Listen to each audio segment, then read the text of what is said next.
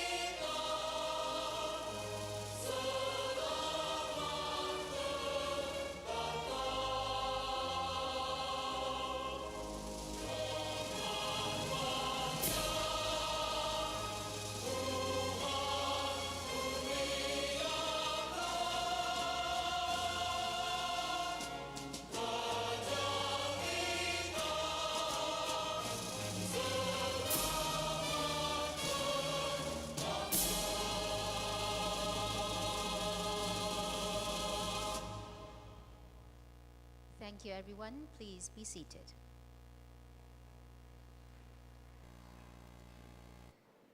To begin this morning's event with blessings, we invite Ustaz Osman Nordin, Religious Officer of ISTAC IIUM, to recite the dua.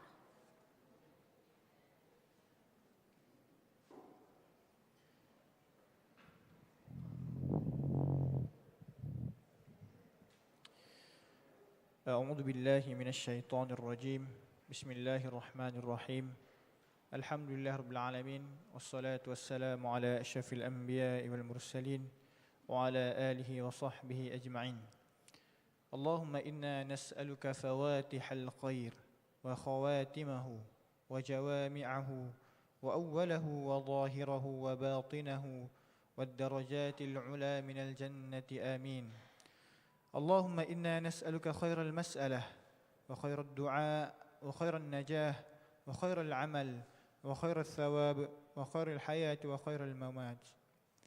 Oh Allah, we beg you to make our requests as the best of our supplications. We beg you for the best success, the best duty and the best rewards. Oh Allah, we beg you to make our scales heavy with rewards. Make us patient in our actions, passionate in our works, dedicated in our jobs, knowledgeable in our fields, humble in our behavior, strong in our faith, compassionate to our subjects and tolerant to our differences. O Allah, inspire us with good ideas, protect us from the evils of ourselves, protect us from any calamities, and teach us from your infinite knowledge what we do not know. اللهم إنا نسألك خير ما آتي وخير ما نفعل وخير ما نعمل وخير ما بطن وخير ما ظهر والدرجات العلى من الجنة آمين. Merciful Allah, we have planned our days with many actions to benefit the Ummah. Please accept from us, grant us blessing and mercy, and guide all of us with your mercy and rahmah. اللهم اجعل جمعنا هذا جمعا مرحوما وتفرقنا من بعده تفرقا معصوما ولا تجعل اللهم فينا ولا معنا ولا من يتبعنا شقيا ولا مطرودا ولا محروما ربنا آتنا في الدنيا حسنة وفي الآخرة حسنة وقنا عذاب النار وصلى الله على سيدنا محمد وعلى آله وصحبه وسلم والحمد لله رب العالمين.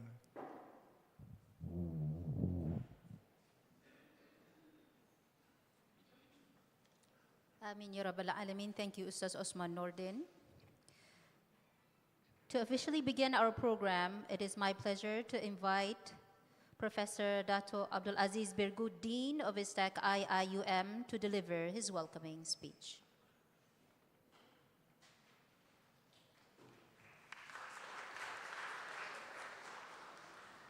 بسم الله الرحمن الرحيم. السلام عليكم ورحمة الله تعالى وبركاته.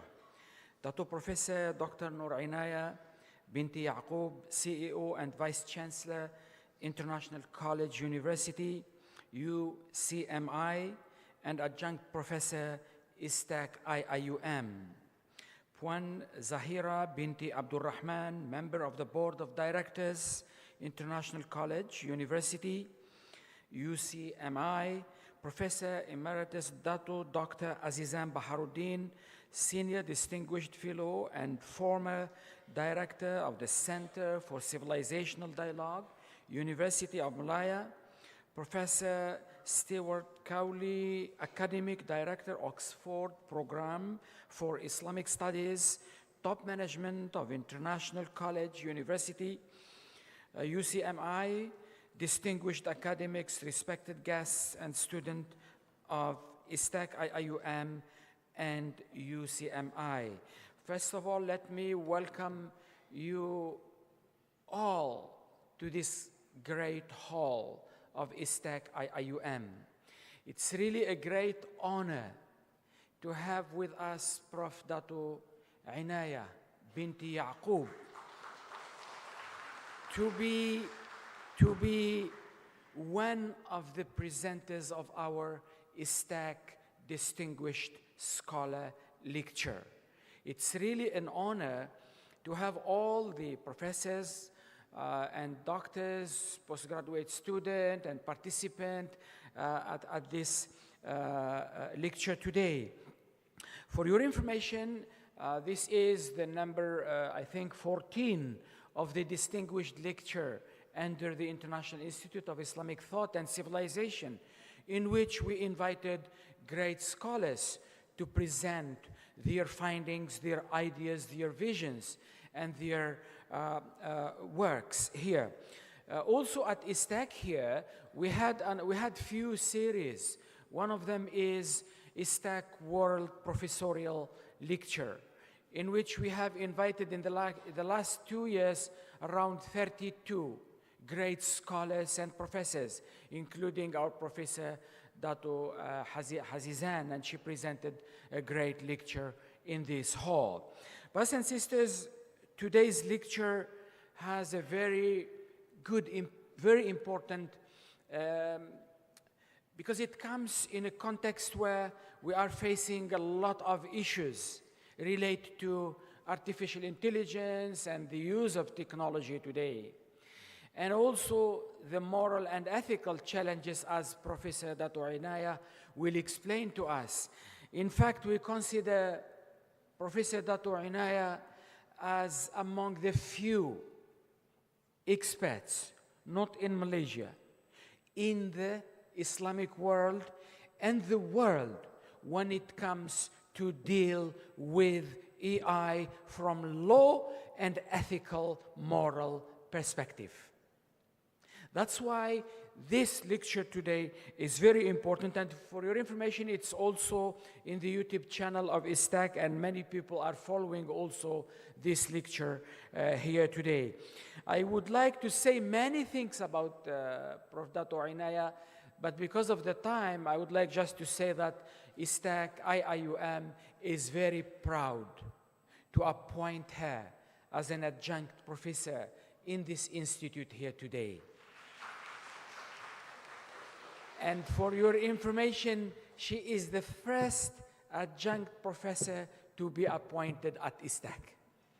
We don't have before. And we pray for her, and I think you know her history, her experience in the leadership of higher education.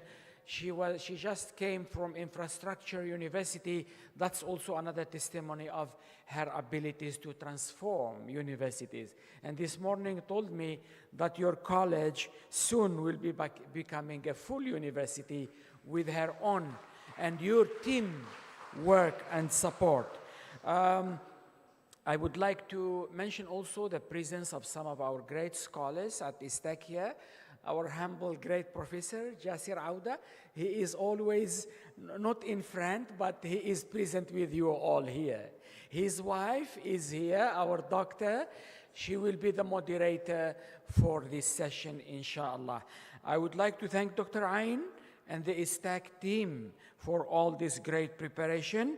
I would like to thank you all, those who are here with us today, but please take note, especially people from UCMI, this should not be your last visit to ISTAC. But please welcome your professors, your doctors, your students, mobility, doing conferences here. Please welcome.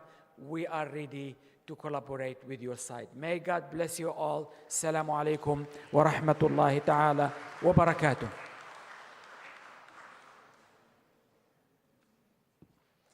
Thank you very much, Professor Abdul Aziz Birgut. Dato Professor Dr. Inayah binti Yaqub, CEO and Vice Chancellor, University College of Mawib International and Adjunct Professor, ISTAC IIUM. Dato Professor Dr. Abdul Aziz Birgut, Dean, ISTAC IIUM. Puan Zaharia binti Abdurrahman, Member of the Board of Directors, University College of Mawib International. Professor Emeritus Dato Dr. Azizan Baharuddin, Senior Distinguished Fellow and former Director of the Center for Civilizational Dialogue, University Malaya. Professor Stuart Q. Lee, Academic Director, Oxford Program for Islamic Studies, Top Management of International, University College of Mawib, distinguished academics, respected guests, and students of ISTAC IIUM and UCMI. Assalamu alaikum wa rahmatullahi wa barakatuh. Before we begin with the peak of the program, moving to the peak of the program, we welcome all to the International Institute of Islamic Thought and Civilization, where the spirit of knowledge, ethics, and civilization converges in the pursuit of excellence. And we are delighted today to host you here at ISTAC IIUM for the important academic discourse and are honored to be your presence. We are gathered today for the 30th installment of the ISTAC Distinguished Scholar Lecture, IDSL, a premier initiative that brings together outstanding scholars from around the world to engage in critical dialogue on knowledge, ethics, and civilization from the Islamic intellectual tradition. And this morning's lecture, titled AI and Ethical Challenges from Neuro Law and Islamic Perspectives, will explore how advances in artificial intelligence and neuroscience intersect with questions of law, ethics, and Islamic values. As technology rapidly evolves, so too much our ethical frameworks. And today's lecture will address these pressing concerns through both legal and maqasidic lenses. And now, for the highlight of our program, I would like to invite our distinguished speaker and moderator to the stage.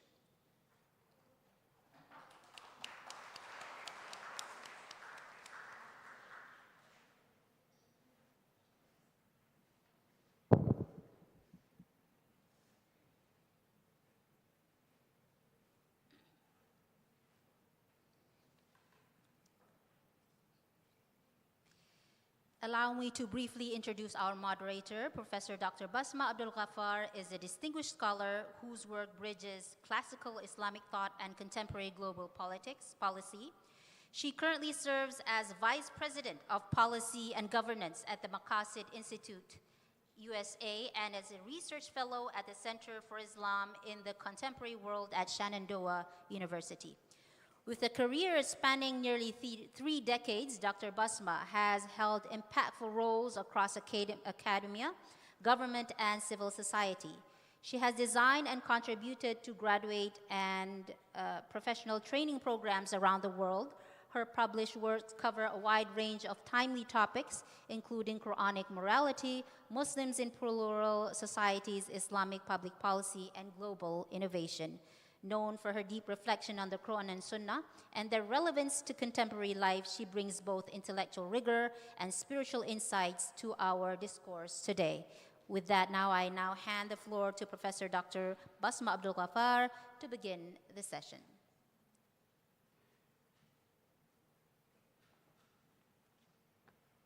Bismillah ar-Rahman ar-Rahim. Assalamu alaikum wa rahmatullahi wa barakatuh. I was not expecting an event this big, but I should have, knowing our distinguished guest. So I'd like to start by thanking our hosts today at ISTAC IIUM. You will forgive me for not knowing all the names of our esteemed guests. That is the shortcoming of inviting a foreigner to moderate.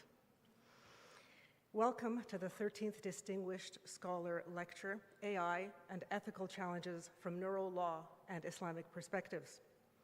Thank you, Dr. Datuk Prof. Abdulaziz Barghouth, for your wise directorship of ISTAC, to your team of administrators, staff, and students. Thank you especially to my friend and sister, Dr. Professor Noor Ain Binti Norman, who is responsible for research and innovation. Now, I was asked to give some introductory remarks before I introduce our esteemed guest. Now, the issue of artificial intelligence or AI, and I have an issue with the use of intelligence and artificial in the same phrase. But this particular area is very significant for all countries, including Malaysia, as you are all aware. His Excellency Datuk Seri Anwar Ibrahim has noted that if you want to ensure that an emerging economy succeeds, remains competitive and sustainable, then it has to be through a quantum leap. And AI is the answer for that, for the matter of digital transformation. And indeed, for all of you who are familiar with what the National AI Office is doing in Malaysia, they are placing quite a bit of emphasis on 4 particular sectors: healthcare, transportation, agriculture, and public services, with huge investments. In healthcare alone, in 2025, the budget was 45.3 billion in order to improve infrastructure and public services. Now, part of the discussion of this kind of transformation in any economy, in any national system, is responsible and ethical use of AI and any technology for that matter. If you look at your website of the International Trade Administration, you will see that Malaysia is attracting quite a bit of international investment from companies like Google and Microsoft and NVIDIA because it's becoming a data center. So Malaysia is an important hub for data centers in the region. And it is seeking to align its global standards, its regulations with global standards and with the needs of these tech giants. And here's where our discussion today comes in. My take on what's happening is that Malaysia shouldn't necessarily align itself uncritically to what is happening globally. As a Muslim nation, we have a lot to offer, and we can bring something to the table that is more than conformance and more than alignment. And that is the place of our distinguished scholar. It's the place of other Muslim scholars in our ummah. IIUM's renowned rector, Datuk Osman Bakar, tells us in his essay, "The clash of artificial and natural intelligences, will it impoverish wisdom?" that we have to be cautious and critical of the assumption, and I quote, that the brain is the true seat of human intelligence and knowledge and the source of cognitive powers. He rightly notes, not only are they, and by they he means religion and science, different in their formulation of fundamental questions about human nature, such as its origin, its purpose, development, implications for human behavior, and significance for the Earth's planetary ecology, but also in the answers they provide to these questions. AI, he tells us, will always be inferior to NI, which is natural intelligence. Intelligence is a uniquely human phenomenon. In our worldview, and I quote him again, he says, prophetic intelligence embraces cerebral, or brain, intuitive, and cardiac intelligences, or the heart. We know, scientifically, that the heart communicates more with the brain than the brain communicates with the heart. And the Quran tells us that it is the heart which is in the breasts or the chests of humans that is blind, not the sight. So we know where intelligence resides. The Quran calls these people that have intelligence ulul albab. So we have to keep in mind, as we're listening to today's distinguished lecture, that what is intellectual cannot be reduced to information and data, let alone data that is available. What we call intelligent machines depend on data inputted by coders. They're not spontaneous, and they do not have normative positions. What is right and what is wrong is also inputted by the coders. And bias can be found in data sets. So it is true that computational machines have much more power to compute than we do as humans. But that is not necessarily intelligence. For those of you who study the Quran, you will note that it is efficient. If the Quran had enumerated all of the knowledge available in the world, we would not have stopped reading it. Our lifetimes would not have been enough. Allah tells us this. He says if the ink were, if the oceans, if there were 7 more oceans and then some, the ink would not be enough for my words. Subhanallah. So we would have read for lifetimes. Intelligence is born with efficient information. Why? Because when you read an ayah and you read the ayah after it, and there is a gap between them, it is in that gap that you develop your intelligence. It is when you are thinking about what does this mean for my life, what does this mean for my future, that you are developing your intelligence. If I were to infuse you just with data, you would not be intelligent. You would be a robot. You would be a machine, and that is not intelligent. So the 3 points I want you to keep in mind. Number 1, how do we define ethics today, especially in the wake of Gaza? I'm sure you are all aware of the Microsoft fiasco that just happened with 2 programmers calling out the company for sharing information with the occupying forces that kill and oppress the Palestinians. And the third thing I want you to keep in mind relates to neuroscience. To what extent will we accept this kind of evidence? How much autonomy do we want to give up in terms of our minds? And how can we regulate that? So without further ado, I want to introduce our esteemed lecturer, but I have a special intro, so I have to get it from my purse. 1 second.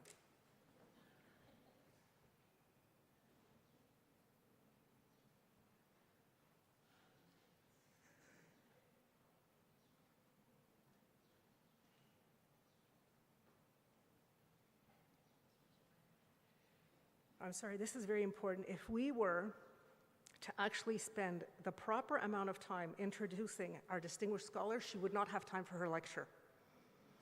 MashaAllah, MashaAllah. Okay, so it is my distinct honor to introduce a scholar, an educator, and an institutional leader with remarkable influence, Prof. Dr. Inayah bint Yaqub. It was my privilege to meet her in 2017, and we have a souvenir photo together from back then when we were both younger. She holds a PhD in law from the University of Manchester, a Master of Law from the University of Bristol, and double undergraduate degrees in law and Sharia from the International Islamic University of Malaysia. She also earned prestigious certifications from Oxford, from Cambridge, and the United Nations, underscoring her global academic standing. Professor Dr. Inayah currently serves as the Chief Executive Officer and Vice Chancellor of University College MAIWP International, or UCMI as most of you know it, and as Adjunct Professor at ISTAC IIUM. Her previous leadership roles include President and Vice Chancellor of Infrastructure, University Kuala Lumpur, and CEO and Rector of Baitul Mal Professional College. She's also a board director of Bank Islam Malaysia Berhad and chairman of the Waqf Enactment Draft Task Force appointed by His Royal Highness the Sultan of Selangor, and a member of the Fatwa Committee of Majlis Agama Islam Pulau Pinang, where she made history as the first woman appointed. MashaAllah, trailblazing for women. Her international standing is affirmed by her time as a visiting scholar at Kyoto University and Oxford University Secondie, and her global leadership certifications. In recognition of her contributions, she has been named among the top 300 most influential women in Islamic finance by the UK Cambridge Financial Association. In 2024, she was awarded the Woman Leader Lifetime Achievement Award by Her Majesty Raja Zarith Sophia, Queen of Malaysia, and previously received accolades including Best Business Law Professor and the Mel Hijra Award for Distinguished Scholar. Her scholarship bridges traditional Islamic jurisprudence with cutting-edge contemporary issues, including what we're going to talk about today, AI, law, and ethics. Please help me give a warm welcome to our distinguished scholar.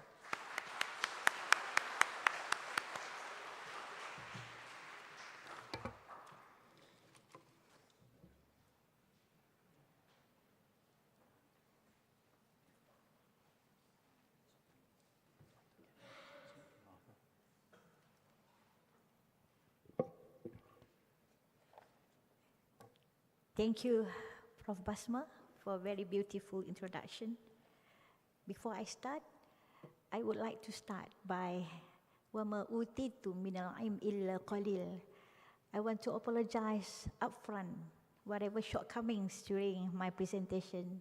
Please forgive me because this area is very complex, and what I'm trying to put as a punctual conclusion is the doctrine as stipulated by our scholar, Professor Auda, on Maqasid Sharia is to be continued forever. With that, let me start.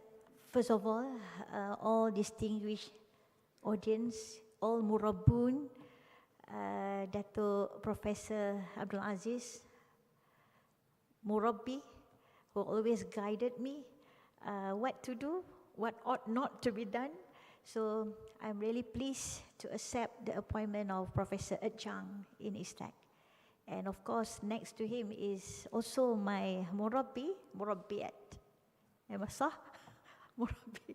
Dato Azizan, thank you so much. I know your tight schedule, you managed to come. I really honored to see you just in front of me. And our board of directors, of course, always did my presentation before Puan. And thank you so much, Puan, for your time.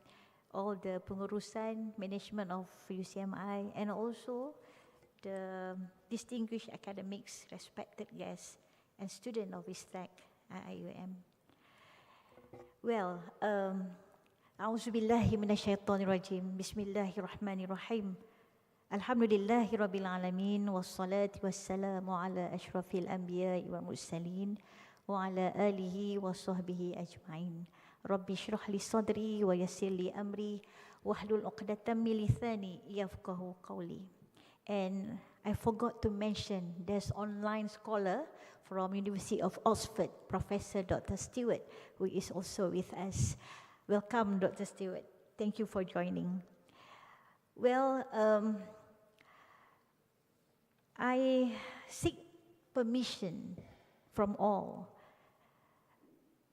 I feel honored when I reach the main entrance, welcomed by Professor Aziz, because I have 5 to 6 points to make before my presentation. Number one, this place belongs to IIUM, is where I began to learn about life. Number two, IIUM taught me more than just academic, it also taught me about life. The third one, IIUM shaped my mind, my emotions, and my way of thinking. Fourth, this university molded my thoughts, my feeling, and my perspective on life. And finally, my time at this university shaped not just my brain, but also my heart and soul. I feel so touched when I enter into this place being Professor Chang. Thank you, Professor Aziz, for your kind consideration to appoint me. Well, my topic is as mentioned by our scholar just now, Professor Basma, is about artificial intelligence and somehow been a bit elaborated by Professor Basma. And I will also touch a little bit on ethical issues that intertwine with artificial intelligence in the perspective of legal. So when we talk about law, it's very wide and huge. And the purpose of law is to obtain the justice. But now the evolution with regards to the circumstances, the qarina itself, we have to bear in mind that law now not only look into evidence, but also your ability, your brain ability to do and decide things. That's the new transformation of law. So what I'm going to stress at this point is the outcome of my research here will shape a new dimension of legal process, not only in Malaysia, but all over the world. And it is evident by virtue of the establishment of one law faculty co-joined with one hospital in Oxford University, just focus on the neuro law.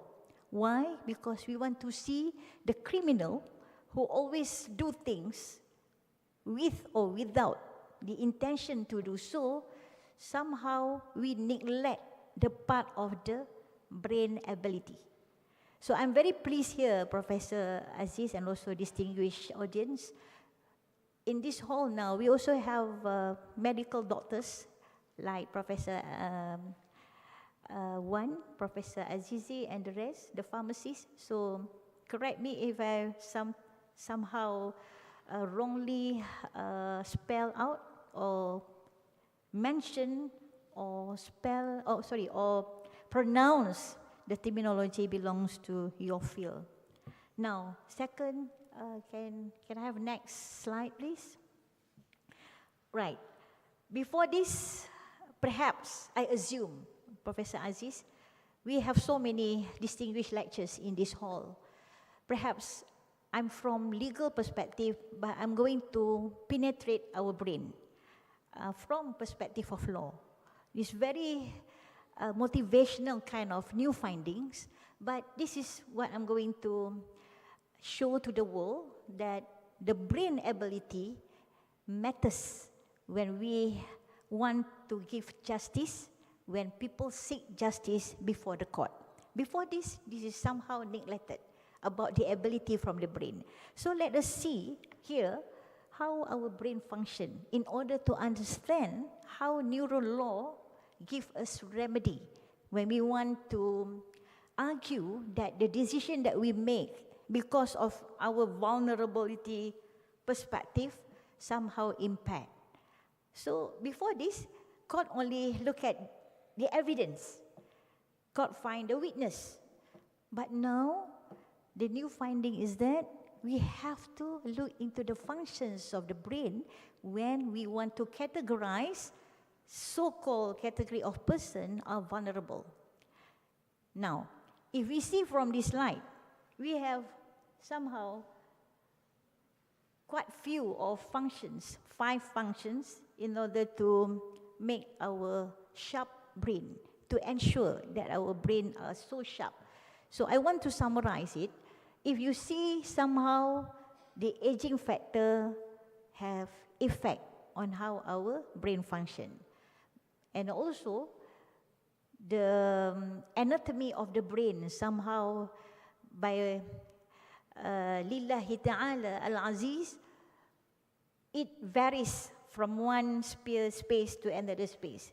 Like you see from the blue segment, it touched on the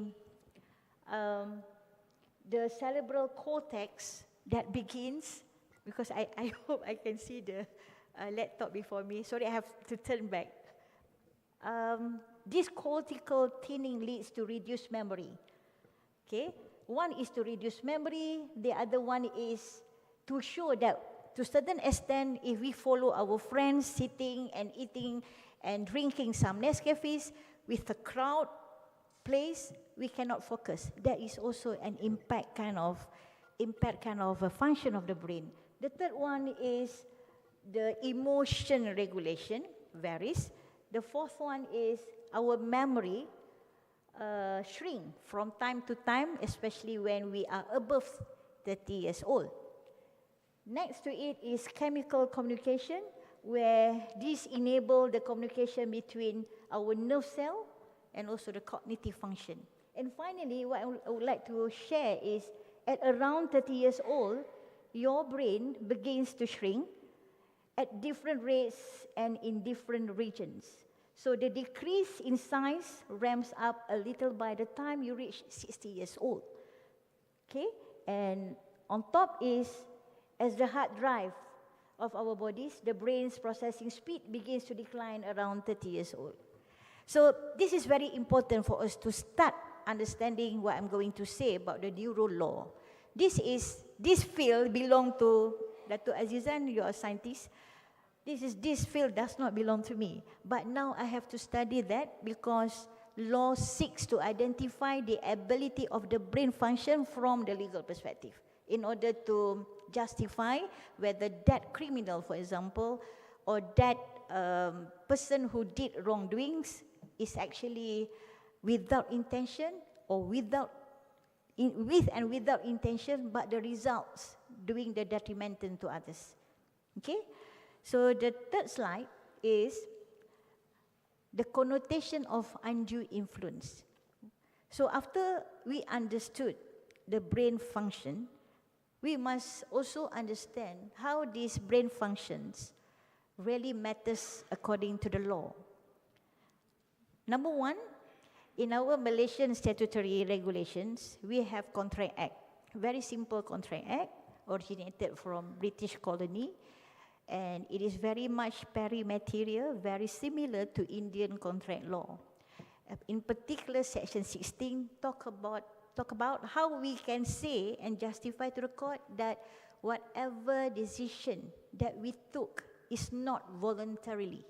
We are actually being exercised with not ordinary influence, but undue influence. What's the meaning of undue here? There's special category of human relationship where the court gives some tests where we can justify the relationship between two persons reposing trust and confidence in each other. There's room for exercising unduly influence. I'll give you an example. Spiritual leader who have a lot of loyal followers. These spiritual leaders ask the followers to do something. And of course, they will do. Remember, at one point of time in Malaysia, there was one pertubuhan of a band pertubuhan itu kan. Okay, because the followers are so attached.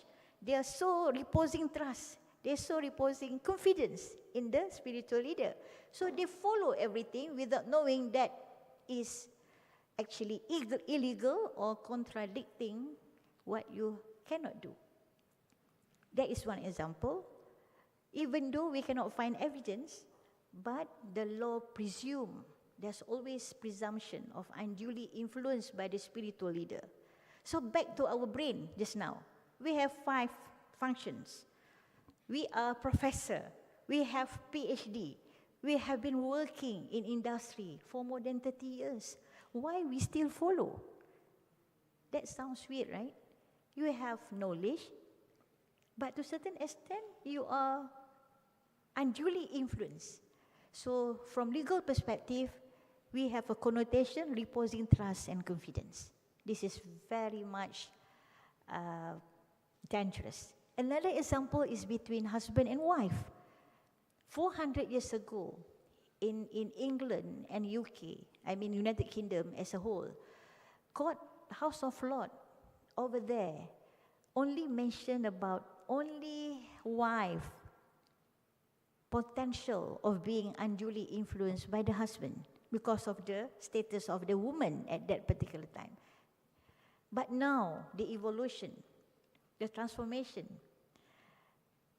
they rule out, very recent, in 2005, husband can also be unduly influenced by the wife. Okay?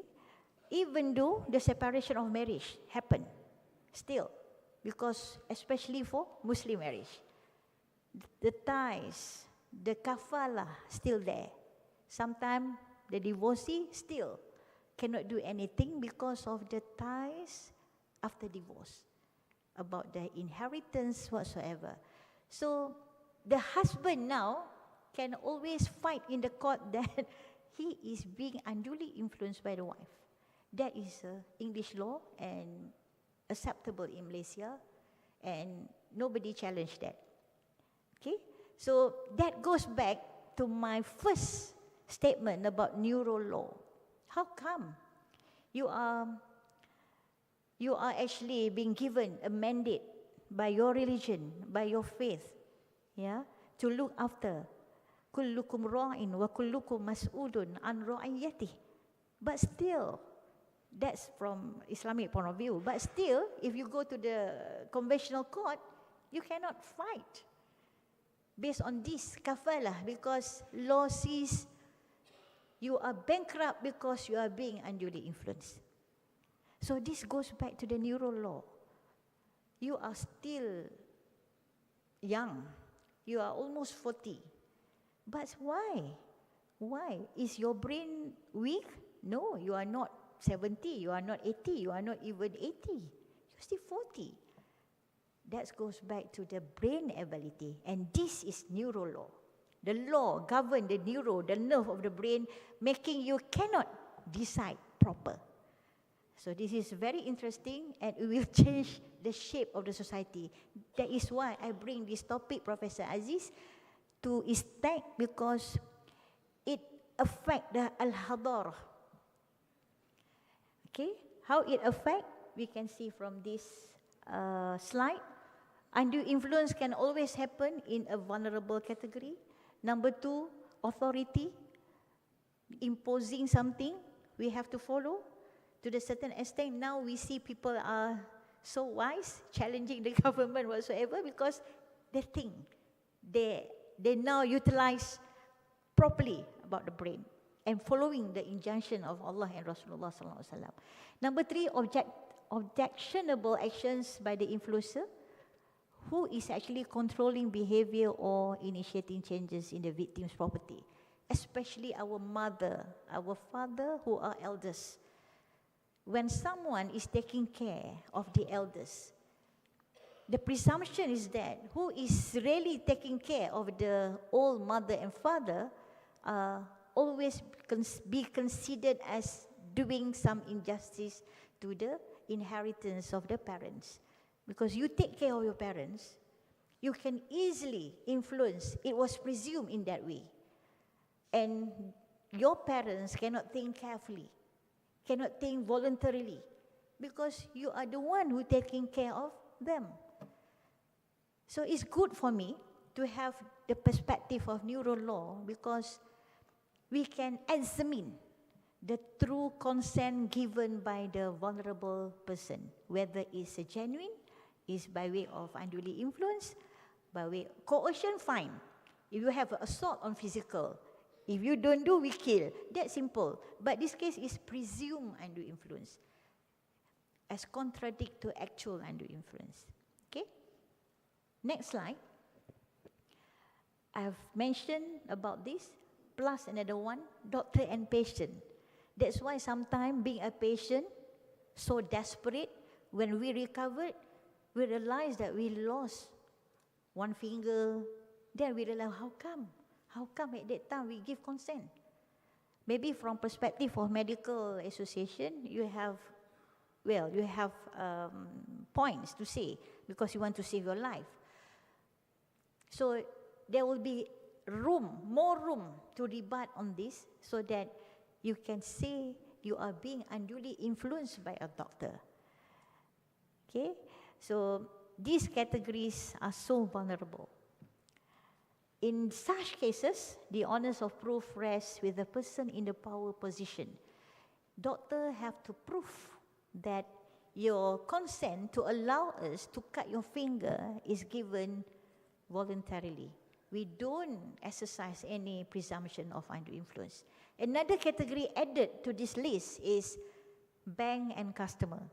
If you already deposited your money in the so-called bank for more than 10 years, you already have trust in that branch manager.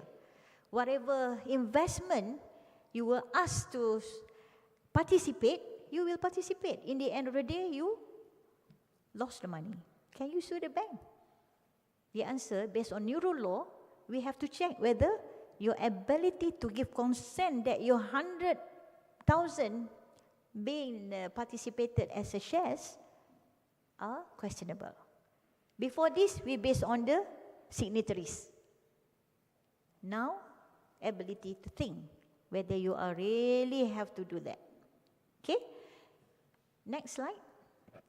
This is a threat to elderly people. We want to save the elders. I know some of you have researched on the elder care.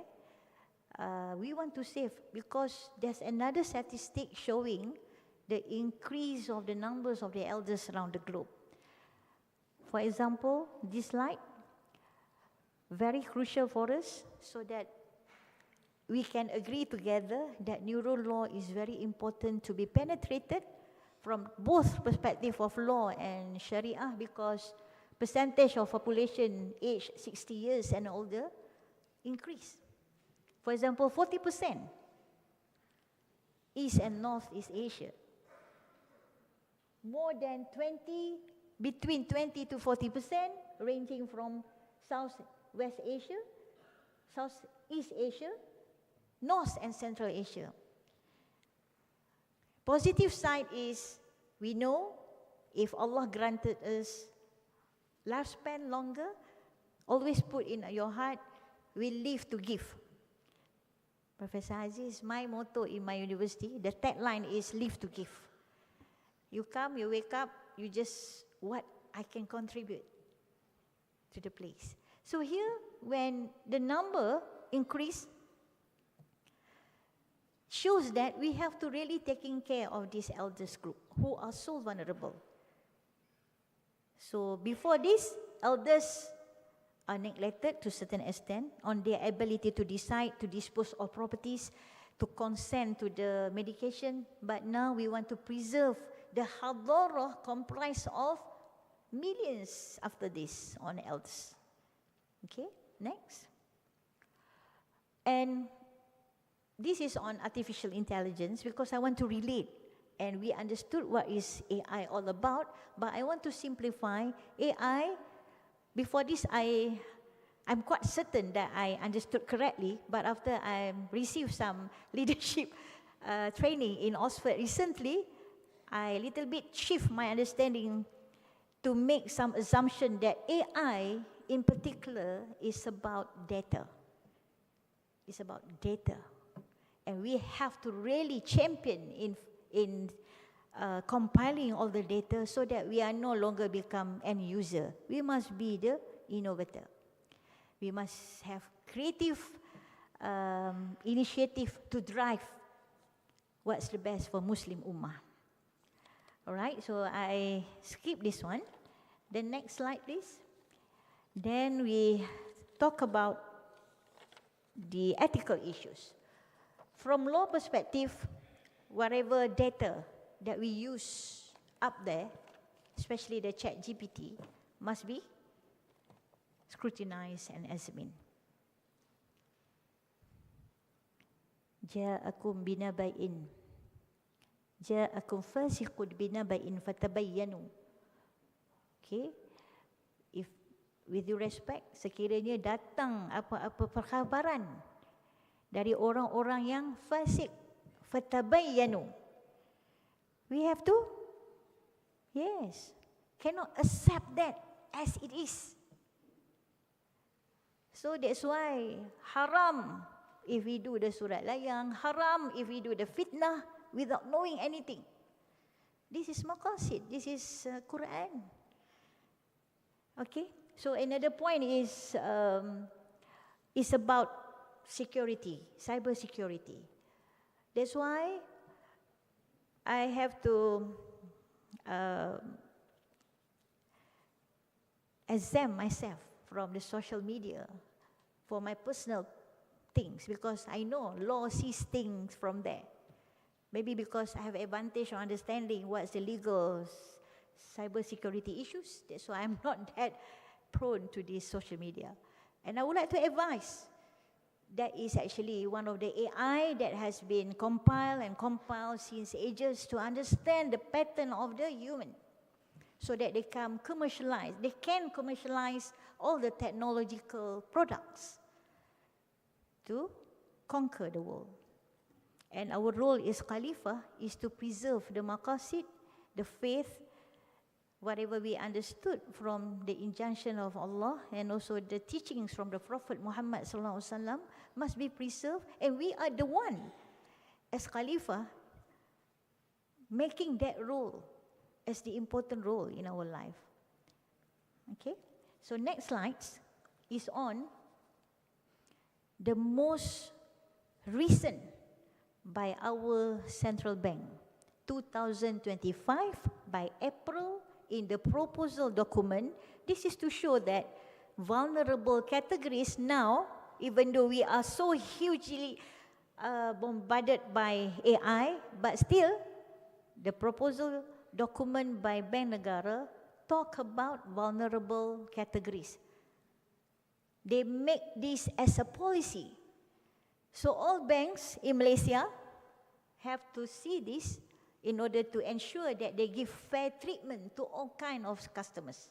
Before this, there is no stipulation on the vulnerable categories of customers. Because of the injection and the penetration of neuro law, policies, it become the biggest policy by the Bank Negara on this neuro law ability with regards to the pecuniary matters. Okay, so when there is a new proposal document to show the fair treatment for vulnerable customers in 2024, April 2024, so from number 1 to number 12 becomes another research areas from legal perspective as well as investment perspective, management perspective, marketing perspective, because it affects the whole system of the financial institutions as well as the kaful. For example, each bank in Malaysia got KPIs by Bank Negara. And because of the system, they have to somehow develop based on AI. They have to bear in mind another insertion of vulnerabilities, customers. Number 3, outcomes. They want to achieve profit, but at the same time, they have risks, whether they have given fair treatments to their customers who are vulnerable. Vulnerable does not mean you are elders. Okay? Vulnerable also denotes that you are financially illiteracy. Not all people knows about investing. You come to the bank, you invest, and you're making loss. Before this, you are scammed by the bank. Who is actually bear the responsibility? Especially the woman. Pensioners, 1 million gone by the scammers. So that's why our PMX put a liability on the financial institution to safeguard the financial institution, not to easily claim that this is not my job. Sometimes customers do not know the high technology. These can be challenged in the court when bank says, you lost your money, it's not my fault because you are the one who gave the password. But now neuro law looks differently. Vulnerable customers are well protected by virtue of this new insertion of policy document in the Bank Negara. When we see a policy document in Bank Negara, it means it's wajib, mandatory. Okay? And among others, also on customers, no saving, young youth, they have no saving. They are vulnerable. They are youth. They are vulnerable. So bank cannot easily take opportunity to call all the youth to give loan. In the end of the day, all these youth become indebtors. Okay, so these are the new dimension about how we see the ability of our brain to give consent to certain act. Now, the priority is giving consent to act upon money matters first. Then the disposition of the properties. Okay. Next, I would like to highlight 5 verses, 1 to 5, Surah Al-Baqarah, and 6 to 10, Surah Al-Baqarah. If you can memorize, it's good. Because in Islam, now we come to another perspective of Islam. If we really understand the second surah of Holy Quran, talking about, I have to, okay, about Quran.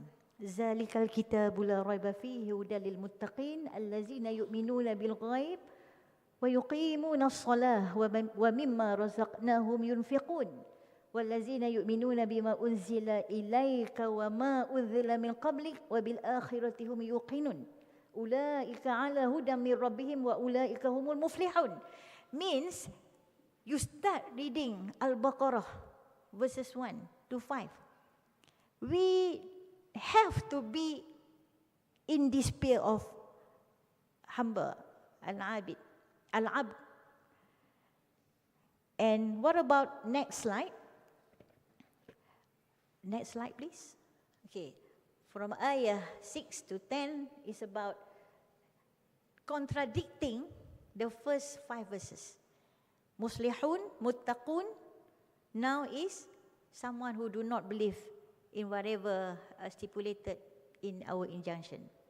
Meaning, Innal ladzina kafaru sawa'un 'alaihim a anzartahum am lam tunzirhum la yu'minun. Number 1. Number 2, khatamallahu 'ala qulubihim wa 'ala sam'ihim wa 'ala absarihim ghishawah wa lahum 'azabun 'azim. Wa minan nasi man yaqulu amanna billah wa bil yawmil akhir wa ma hum bimu'minin. We believe in Allah and we believe in the last day. All these 10 verses. And the third slide, next, okay. Please complete it. This 10 ayah is very important to understand the context of our aqd.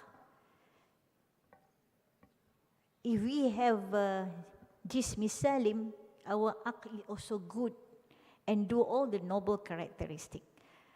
If our soul, our mind, our aqd is bad, everything goes badly. So, don't go too far. Just start with the first 10 ayah from Surah Al-Baqarah. There you know which group are you belong to. Because the ability to decide is also based on the person who is actually wanting you to do that decision.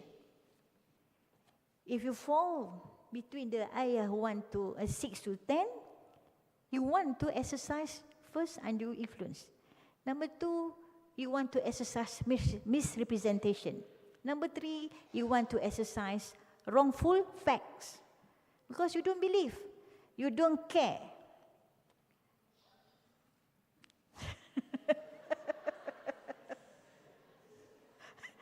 So, okay. So, next slide. Okay.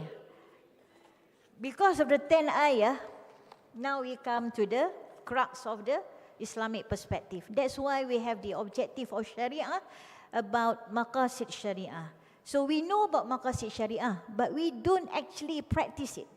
We cannot just take and pick up, we want to preserve a deen, but we neglect the rest 4. We want to preserve our dignity, we neglect the first 3. We want to preserve our brain, our mind, we neglect the property. Cannot. Maqasid Sharia, you must have all these 5 as a way of life. This is Maqasid Sharia. So, when we talk about this, whatever situation about you giving your consent to do any particular act, any particular consent, any particular judgment, based on what you think, based on what you do, based on what you feel, it must be driven by iman. Because we are Muslim. Because of that, we somehow mitigate our wrongful act because we know we are being judged in the day of judgment. Alright? So, Maqasid Syariah talks about preservation of religion. Okay? Preservation of life, preservation of intellectual brain. Okay? And our keturunan, yeah, and also kekayaan. Complete. Academics from West, with due respect, Dr. Stewart, you might not agree with me. Perhaps they see from the full facts before the court. The diagnostic from the expert of medical, that's fine. We have no argument on that. But what I would like to stress is, in Islamic perspective of Maqasid Syariah, is the foundational pillars to be observed before we decide whether the ability of brain is impaired or not. That is my puncture hypothesis. Okay. Next slide. This is again repetition about the, just want to emphasize about the Maqasid Syariah. Next. Now, excitement time comes now. Neuro law, neuroscience, they are developing every day, every bit, every second in developing the, and also overlap with the field of AI, brain-machine interface, the robotic, computer science, deep learning, genetics, nanoscience, robotics, virtual reality, and more and more and more. So how to cope this? That's why I put another segment of Maqasid Syariah, which is actually everlasting, applicable at all time, applicable at any time, applicable to all. وَمَا أَرْسَلْنَاكَ إِلَّا رَحْمَةً لِلْعَالَمِينَ. That's not meant for Muslim only. And wakaf, for example, it's not meant for Muslim only. Okay, zakah is compulsion. Zakah is wajib. Alms for Muslim, but wakaf to all. So, very important to understand the concept of maqasid. Now, next slide. Well, we must agree together that every story in our life is a brain story. Is there any story in our life, heart, soul story? Do you agree with me? Neuro law says everything happened to our life is actually brain driven. Brain. If your brain is malfunction, coma, brain dead, what about the one that Professor Basma initially highlighted? Robotic, no brain. So if the key button to press as yes, how neurology things have been procured by way of voluntarily.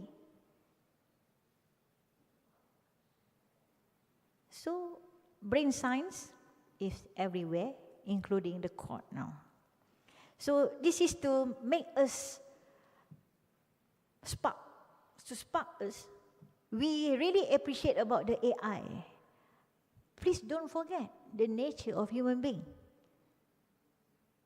This is the value in us who knows and who have knowledge, and we are bil hikmah to apply the knowledge in order to do things that we call al hikmah. Wisdom. What is wisdom? you have knowledge, you apply that knowledge to decide. So whatever decision must be with knowledge, full fact. You cannot just decide baseless. This is al-hikmah. So there is two different things between al-alim wal-hakim. Al-alim berilmu, al-hakim. How? Bijaksana. But how? Are you not bijaksana? It's the ability of brain to apply that knowledge, whether to do bad things or to do good things. That is al-hakim. That's why not everybody is bijaksana, even though you have ilmu.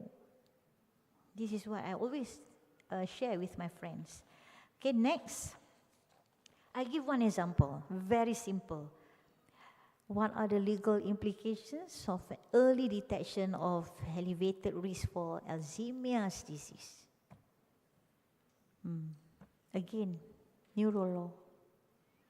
That's why I totally agree with the connotation. All our story is a brain story. And when people reach this stage, serotonin lack function, you become forgotten.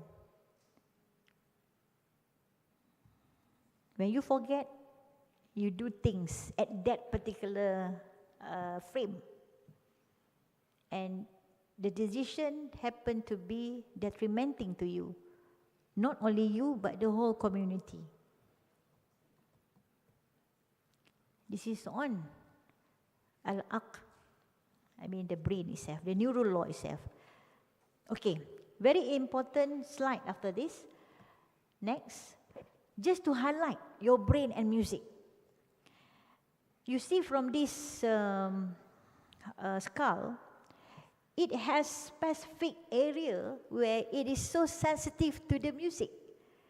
You listen to the violin, which part of the brain is more sensitive?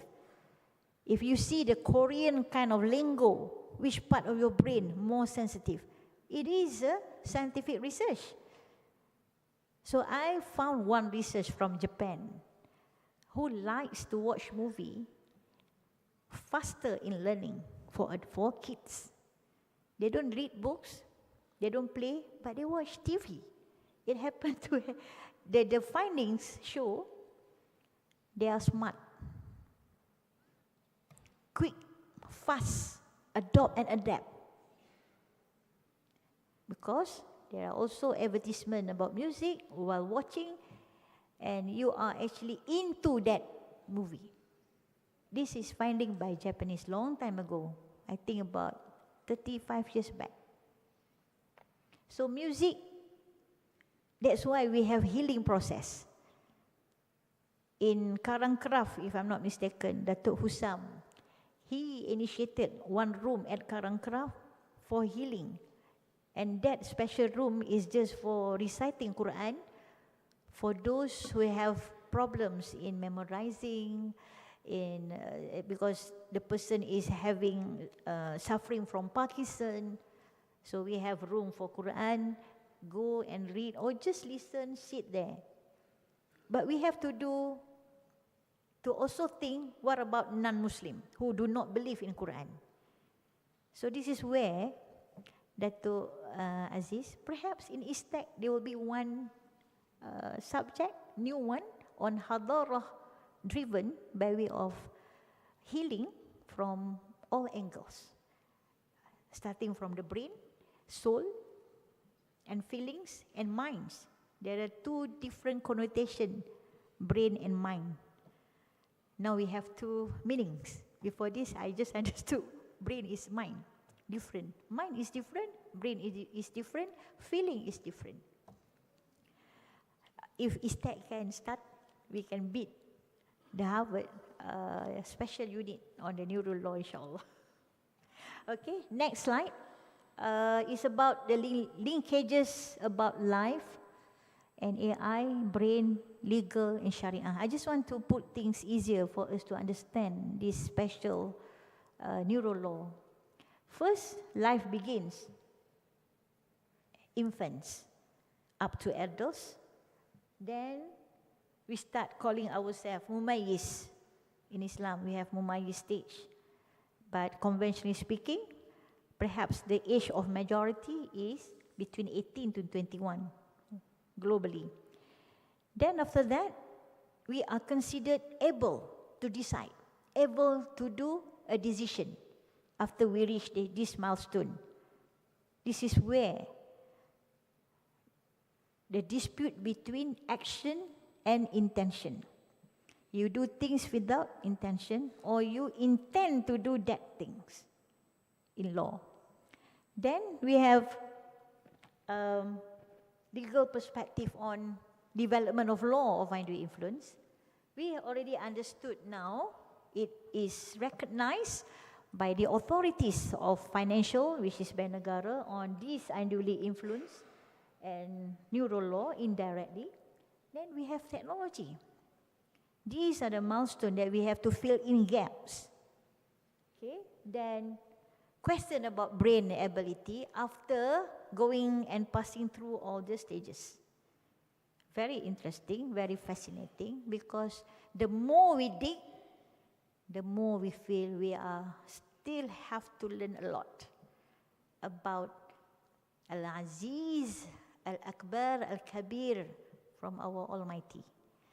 And the maqasid is actually the best tool ever to preserve our aql, our wealth, our nasab, and another three. Okay, next.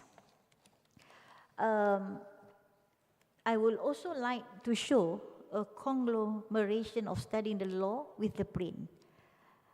Yeah, because these two aspects, as I said, able and have great potential in shaping the society. And it is very much relevant to ISTEC.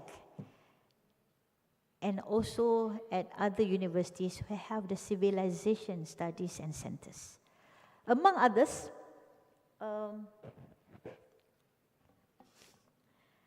neuroscience interacts with most of the human functions.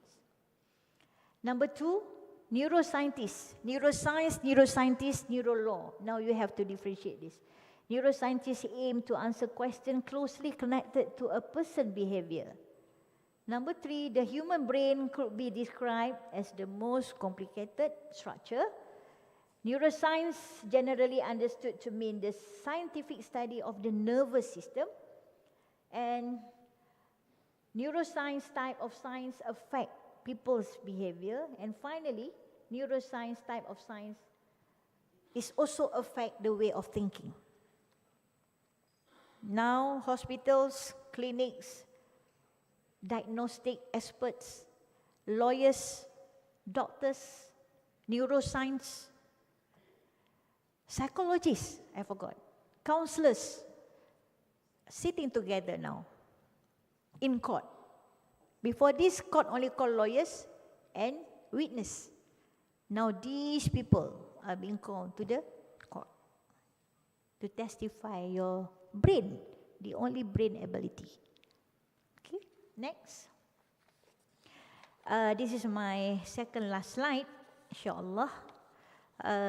Is on how AI and undue influence and on ethics. Okay, to somehow make things in nutshell, moral, you must have in mind now the meaning of morality. Number two, the brain and your mind. Then, are you free to do that? Are you given your consent to do something given voluntarily or being unduly influenced? Okay? Then you have to criticize, you have to muhasabah the dignity of a person happen to be in that one scenario of making the decision. Then, as I said, human thought and behavior. Now we are actually putting together the brain, the law, the ethics, and the mind. And finally, we must also bear in mind about the rapid technologies, And in that case, how to analyze our brain and mind based on the artificial robotics and whatever device to help the medication whatsoever. And when we must understand our mind, whether the mind is actually give any sanction pertaining to something is actually driven by the artificial technologies device, or is based on your brain that is salim. Okay, and AI is expected to become an even more integral part. Now people tend to do, as I said, robot. How this shape our al-hadar. Okay, my second last slide is on next slide. Just to summarize, I think the best part to summarize is I've divided into few segmentation on neural law. The intersection of neuroscience and law can be approached through the lens of maqasid sharia. Okay, so we have now the process, the parameters. That is music. Okay, decision making. Then we have the outcome. When we have what to do next to become our framework, that is a framework for the whole community. Then the process is on objective, whether objective of life is like this or like some other thing. And we have now given more opportunity to find gap in the concept of kafalah and also the maslahah and mafsadah. When we want to have a maqasid sharia, what if our project, let's say we are advisor to the government, we have multiracial population, we want to do things for the sake of the ummah. But because the circumstances are not all Islamic, but they are not something harmful, can the objective be said achieving 100% maqasid? Let's say we just reach about 90% of maslahah, another 10 is mafsadah. Can we say that is maqasid sharia applies or reach or obtain? This is a second forum, another forum to discuss on the ulama, al-ara al-ulama on this. Okay.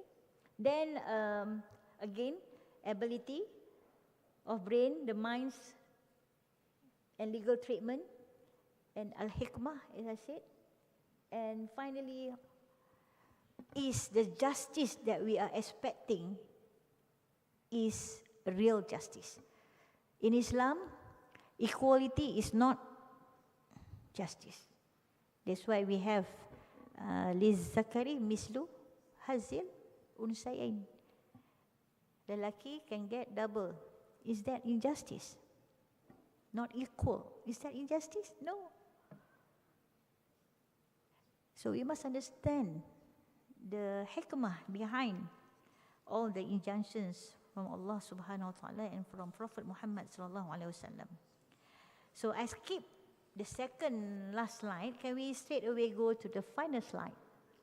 Okay, the conclusion is now the integration of AI in fields like neurology and law will continue every bit. Okay? Requiring careful consideration of ethical and legal frameworks. Particularly, this is my punctual statement in the context of maqasid sharia. I need to research more on how we can bring this up front to all human beings here on earth, to understand why we have to start thinking of Islam is a religion of peace. Islam is not terrorist.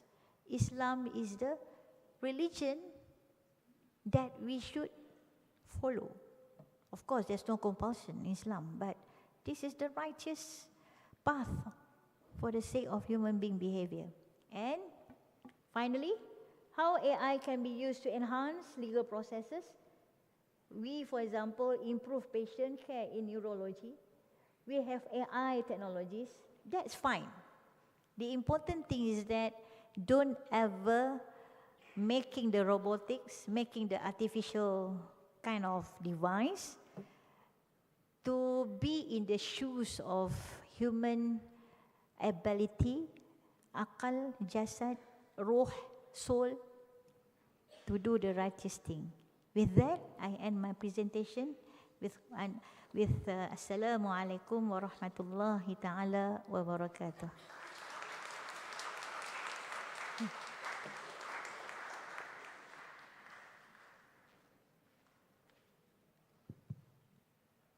MashaAllah. Thank you very much, Prof. Dr. Inayah, for that enlightening presentation. We have actually about half an hour left. So very quickly, the highlights, obviously, of the talk were the importance of the brain and neuroscience in moving forward, particularly with legal issues and protecting the vulnerable. We had an emphasis on undue influence and how figuring out how that affects the human brain can help us in certain sectors of society, particularly in the courts, maybe in the financial and banking system as well. We had an introduction to the way that the brain functions and the way we could study the brain. Like I said, we have half an hour, so it was a very deep conversation, and if I were to summarize it in detail, we'd be here for another 3 hours. But let me tell you, before we open up for question, that today you have a very interesting, I think, situation, even though I'm just a moderator. I take the view, as I mentioned, that it is the heart that is important. And our distinguished scholar, mashallah, tabarakallah, takes the point of view that the brain is key and important. And so you have on the stage two, I think we could agree if we sat and had a discussion on how the brain-heart interact. But for the time being, I think you have two scholars that have two different opinions on how we can understand AI and how we can even understand neuroscience, because the heart itself has its neural networks, obviously. And that's how it communicates with the human brain. So I'm going to open to questioning, and then through the questions, inshallah, we'll cover the ground that you would like us to dive into, keeping that in mind, inshallah. So please. Professor Jesser?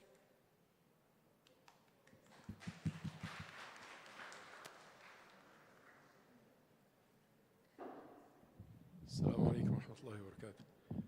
Jazakumullah khairan, Prof. Inayah, for a very interesting lecture. Barakallahu feekum. And a very interesting topic. And Jazakumullah khair, Prof. Basma, and welcome to both of you at ISTAC. I'm a guest too, but maybe a longer term guest than you both are. If I can give a comment in a couple minutes, since this topic is actually a topic that I spent a number of years. Maybe some of you who are students of Sharia don't know that I have a PhD actually in intelligent systems, and I was in one of the top lab in Canada. That's where I got my PhD. It's called the Pattern Analysis Machine Intelligence Lab that developed Blueberry, the NASA robotic arm, etc. So this stuff is something that I did spend years studying from the 80s and the 90s. The discussion on neuro law or using machines in courts and so on started in the 80s, actually, when I first read about them. I totally agree with our sister and our distinguished scholar today, Professor Dr. Inayah, on everything that she said in terms of Islam. I agree on Hudan lil Muttaqeen and the مقاصد حفظ الدين والنفس والعقل والمال والعرض والضرورات والحاجيات والتحسينيات. I agree with the importance of taking care of the vulnerable and the poor and justice, and I agree with all the values that you mentioned, and I totally disagree with everything technical that you mentioned, because the neuroscience is not, like in its foundations, is contrary to the Quranic worldview. When I used to teach neuroscience back in Canada, I would start by saying that we're dealing with the brain like the primitive people in the jungle who deal with a laptop. You put a laptop in front of them, and they don't know what this is. They open, the screen is illuminating. They press a letter, and then the letter appears on the screen, and the person who pressed the letter, they give them a Nobel Prize. They don't understand how the laptop is designed. The laptop is thrown in the jungle, and they are pressing things. And that's what we do with the brain in the neuroscience so far. And it hasn't changed. I've been not teaching neuroscience for 25 years or so, but the fundamentals of the theory did not change. So I would call, very briefly, to revise the use of the neuroscience and neural networks, artificial intelligence, machine intelligence, since machine intelligence had tended to become neurointelligence. I would urge people, our brothers and sisters in Malaysia, not to use this machine. The machine at the core is second-order equations for those who have mathematical background. This is just finding a points of low resistance to the data that we put there.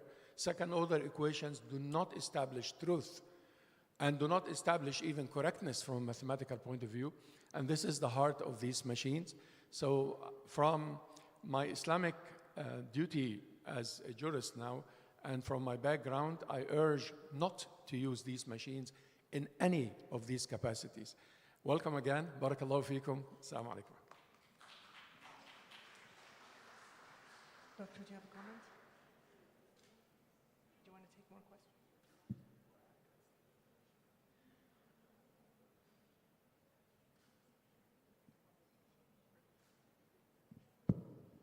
Thank you, Prof. Auda. It's very hard for me to respond to a scholar's statement, but I try my best.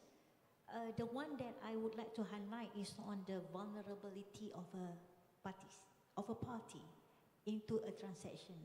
The only motivational distinctive word is the vulnerable.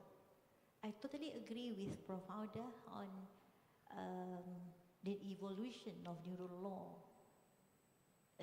sometime in 80s. But the vulnerable categories expanded now, making as a legal sanction in all the authorities' document. That is where I started to think, what about the customers of the banks? Now we have Islamic finance, we have Aqad in the very first place. What about that? You have Aqad, you have already know the stipulations of the documents. You already been somehow explained by the lawyers of the bank about the risk. But still, in the end of the day, you lost your money, you lost your security, you lost everything.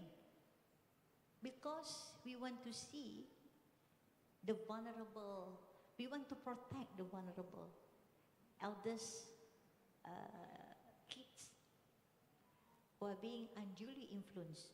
The relationship in marital status, very crucial. Doctors and patient industries, very crucial. Spiritual and political leaders, very crucial. What is the key point? The vulnerability. I totally agree with Professor Auda on that point, but in my research, it is on special category, how to identify the reposing of trust and confidence. Only that. And I need your help, Prof. Auda. Perhaps you help me to make things more flavor, more sanction, more punchier.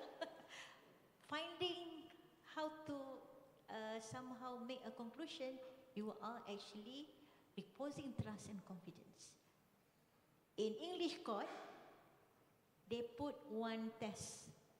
You are considered as being reposing trust and confidence in some other person in just monetary matters.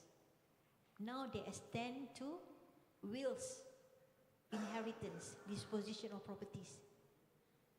But I can see now, perhaps in my assumption, there will be another categories extension because in West, they already accept the marriage other than women and men.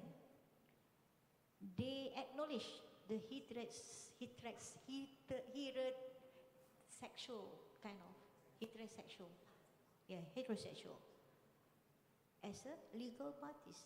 So they are fighting in court that their partner, their spouse, they don't call wife, they call spouse. Are we the one who allow that? Are we don't find that weird as a Khalifa? So I just want to focus on this vulnerability parties on reposing trust and confidence because they have millions of cases into that notion. So we can easily find gaps into what they believe, what they really put as their foundation of understanding justice. So we penetrate what they believe now. Please help me, Prof. Shukr. MashaAllah. So we have to keep in mind what Prof. Auda said, but we also have to keep in mind what Prof. Inayah said, which is a focus on what I think the intention here, if I understand you correctly, is to use neuroscience and the advances in neural law when they will benefit people, and to be very critical otherwise. This is the message that I am getting here. So if we can protect people through it, then it is a useful tool. If it is going to harm and damage, that we cannot. If I may add one small thing in relation to Dr. Jesser's comment, is the cat is already out of the hat. So the idea that we can, as a government, I'm speaking from a policy and governance perspective, which is where I come from, we cannot put, as we say, the cat back in the hat or the rabbit back in the hat. It is there, and what nations have to do is understand the implications of AI, understand the intentions of big tech, understand that markets are no longer what they used to be. Markets have always been a political tool. Raising funds and profits and influence through markets, it's in the Quran. How economics works to influence rulers, to influence governance, that has always been there. But the dilemma we have now is that markets now, we are becoming the commodities. Data centers mean that Malaysians are the commodity. Their brains are the commodity. Their biodata is the commodity. The way they use social media is the commodity. And this is giving big tech undue leverage on any nation state, and a very dangerous leverage. And this is where governments have to be very careful, cautious, and government is always miles behind science and technology, as Dr. Inayah knows. You know, we are so behind in policy making, in law, in regulations, but we have to catch up because this is such a dangerous field. As much as it is beneficial, as much as we can protect the vulnerable, perhaps, through using some of its contributions, as much as we're in trouble. Questions?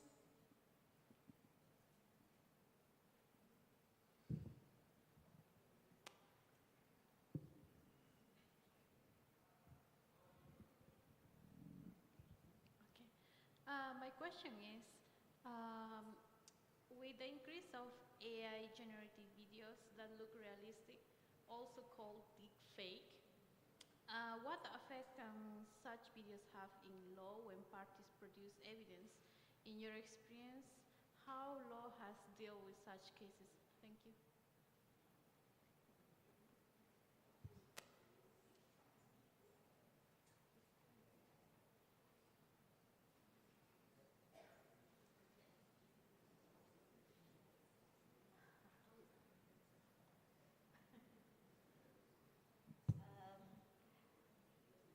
Based on the fact that I currently hear,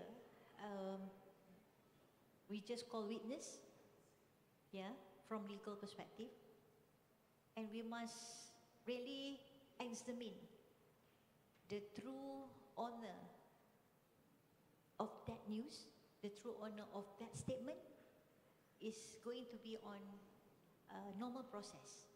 because it is something done by third party. Third party says so, that you say this. In fact, you do not say this. So it is third party. Third party could be slanderous. Yeah? So it has to go into the another kind of law, which is settled law. The one that we are here today is on something that really difficult to approve. Difficult to prove that you did not give that voluntarily.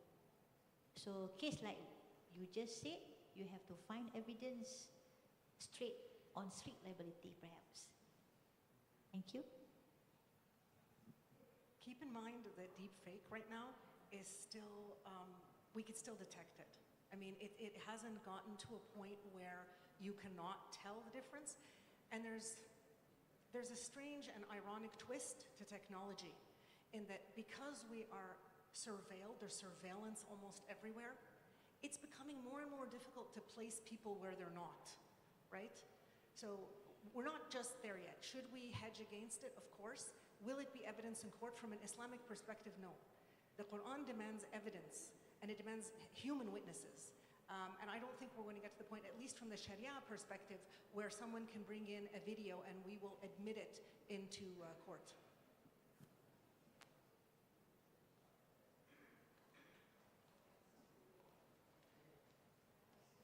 Morning, Prof.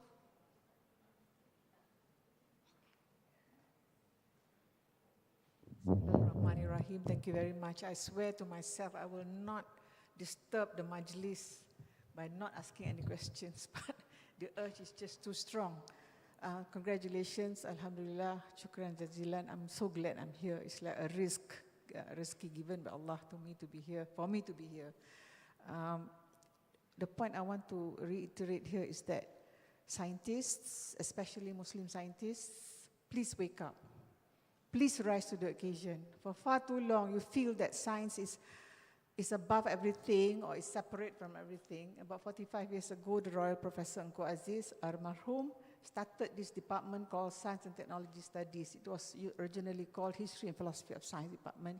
And the idea was that science and scientists, especially at the University of Malaya beginning, right, be aware that you are doing science, you are scientists, not in a vacuum. You are in a society. And there's economics, there's law, there's poverty, there's all kinds of stuff. And please rise up to the occasion and see the relationship between your science and the rest of humankind. And you need to know the history and the philosophy of your science, Western science, Islamic science, Chinese science, Indian science, what have you. And today, we are with the Madani philosophy. What is that Madani philosophy? So please, my colleagues who are here, my so-called students who are here, rise to the occasion. You've got nothing to be scared of. And you know what else you learned today? We need to be in the jama'ah, in the state of jama'ah. We need our friends in all the other disciplines, and they too need us. Prof. Inayah is talking about brain science. Who are brain scientists here? You know? So we insist on doing our research, our PhD thesis and all that, and keeping it in the library. So, okay, I won't take too long. I'm just saying, Prof. Inayah, Prof. Aziz, Puan, and all the distinguished scholars here, please can we start something that will mean something? Because the society needs us there. Maqasid Sharia is scaring people. Just the notion of Maqasid Sharia is scaring some, sorry to say, Muslims themselves. Apa Syariah tu pun tak tahu. Maqasid tu artinya objektif. Itu pun banyak orang tak tahu. I'm saying this with the greatest respect and what do you call it? Humility. I too don't know much, right? But I know today that today we woke up, Allah gave us life again, right? And if I understand correctly, your life, your role, your ability to speak and all that is like capital. Capital. Apa itu modal.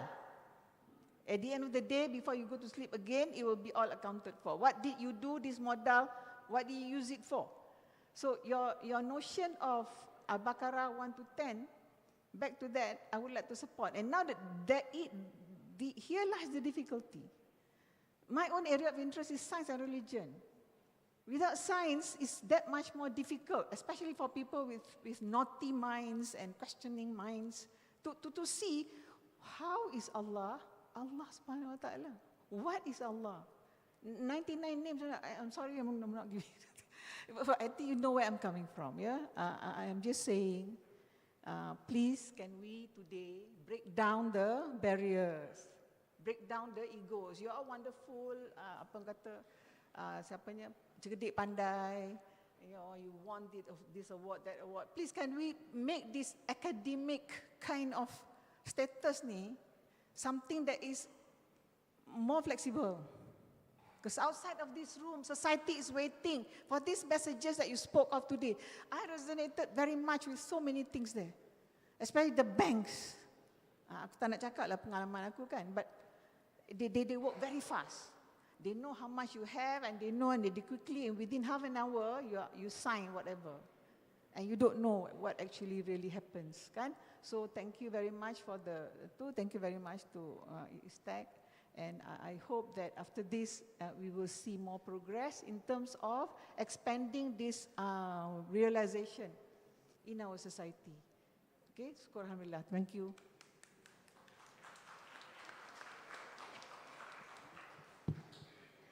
Alhamdulillah, Dato' Azizan, you are 100% correct. But this is why I come back to Mawib for a second time as a VC. Because I know over there we have lubuk emas on capital, human capital. Previously I was with Professional Baitul Mal, 3,000 students, B40. Now another 4,000 B40, but they are at higher level. So that's why I come back. So perhaps Professor Aziz can help us to make things materialize. Perhaps we meet PMX straight away to give us one seat. Just on this, making sure the maqasid itself really work till to the end level. Thank you, Dato' Azizan. Certainly, thank you very much. That was a lovely comment. One quick thing, simply out of the amana that Professor spoke about, and because you're all here, and it is amana because you are all here, the coders and the computer scientists bring data and coding to machines. But each and every one of us, Muslim and non-Muslim, has been coded by Allah subhanahu wa ta'ala. And I am not only talking here about your heart or your nafs, I am talking about every cell in your body. Every cell in your body has been coded by Allah subhanahu wa ta'ala to know Him, to know your Creator. In the Quran, there is absolutely no excuse to do evil or to be unjust. Allah subhanahu wa ta'ala gives us the example of the wife of Lot and the wife of Abu Lahab as women that were married to just men, but it is not going to help them. Women that were married to just men. No, not Abu Lahab. Sorry, Rat Sayyidina Lut and Rat Sayyidina Nuh. I'm very sorry. Both were married to just men, but it's going to help them nothing. And he gives us the example of Sittina Maryam radiallahu anha and the wife of Pharaoh. Nobody can be married to something worse than Pharaoh. And she stood her ground, and she knew right from wrong. So we have to keep that in mind as we move into this world of neural law and neuroscience, as we move into a world that is going to try to make excuses for us. Because Allah subhanahu wa ta'ala programmed us otherwise. He programmed us to be equitable, to be just, to be merciful, to be kind, to be charitable. We make the choice otherwise. And that's what we have to keep in mind. Dr. Baroud, please, as we wrap up.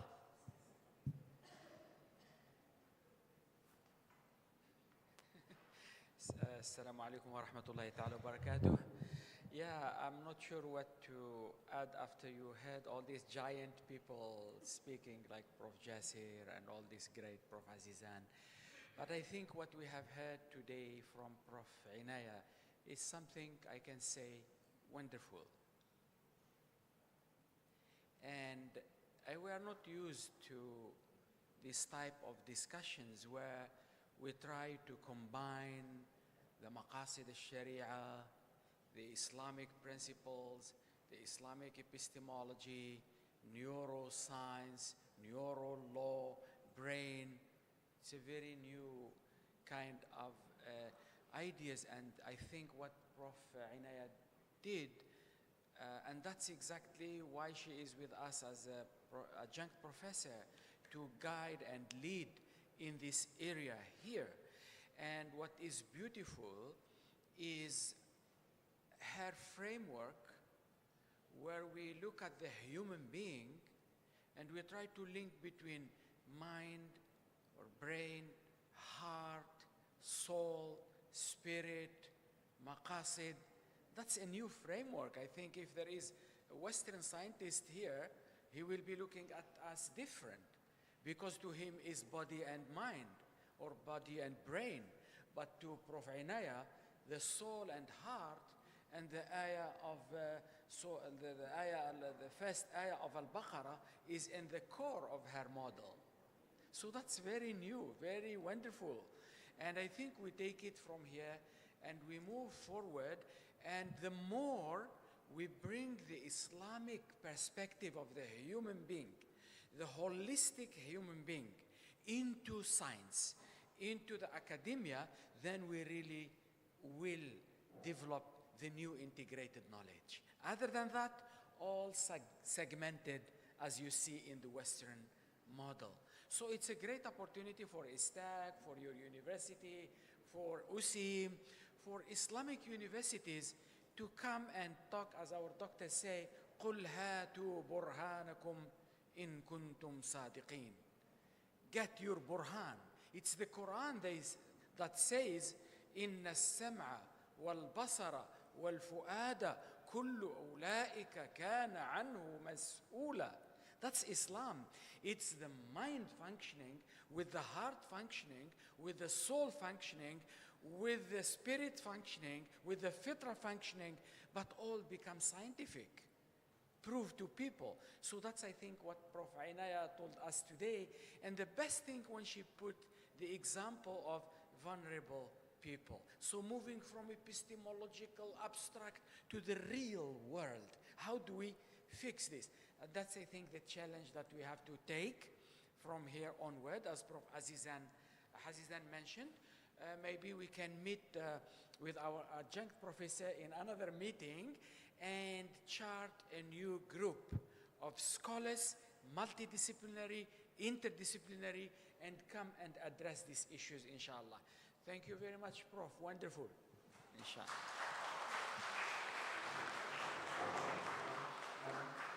I would like to conclude this session by thanking Prof. Inayah for her wonderful presentation, for the time she gave us. And I would like to remind everybody that a hallmark of a very successful presentation is the kind of discussion we had this morning. If nobody has any issues with what she said, if nobody could contribute and ask questions, then it is of no consequence.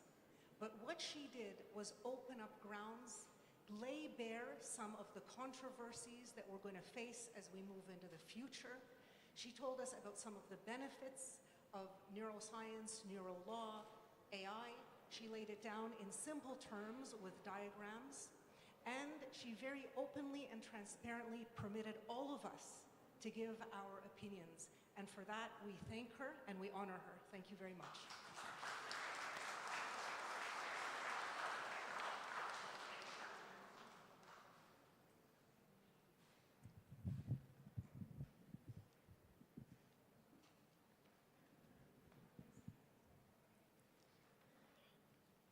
Thank you, Professor Dr. Noor Inayah, for your illuminating lecture, and thank you, Professor Dr. Basma, for moderating this rich and thought-provoking discussion. We are truly grateful for your insights and time. We now proceed with the souvenir presentation.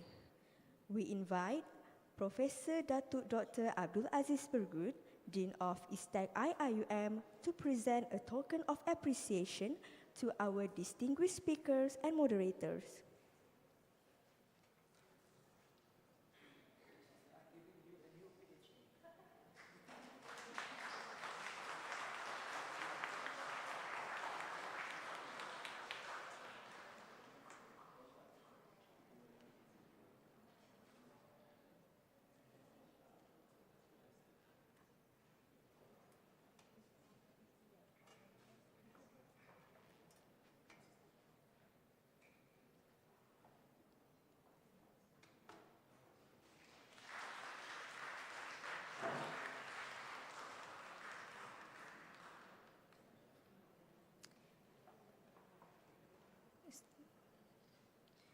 We invite UCMI top management and ISTAC top management to be on stage for the photography session.